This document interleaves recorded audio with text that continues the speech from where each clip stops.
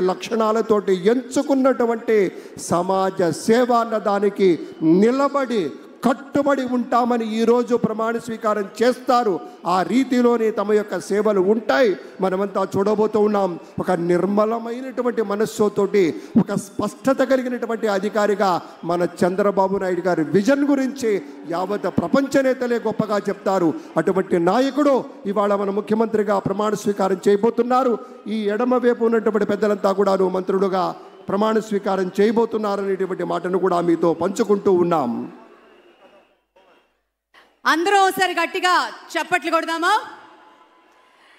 ఈ చప్పట్లు మన గుండె చప్పుడు అని ప్రత్యేకంగా చెప్పి తీరాలి.